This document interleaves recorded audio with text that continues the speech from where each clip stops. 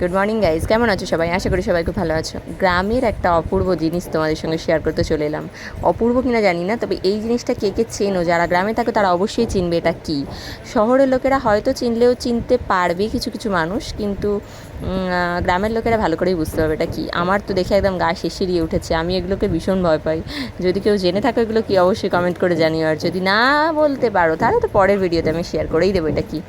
তো চলো, আমি এসেছি আমাদের গ্রামের বাড়িতে হঠাৎ করেই এসে এই জিনিসটা গাছে দেখতে পেয়ে তো আমার পুরো একদম গা শিরশিরিয়ে উঠেছে।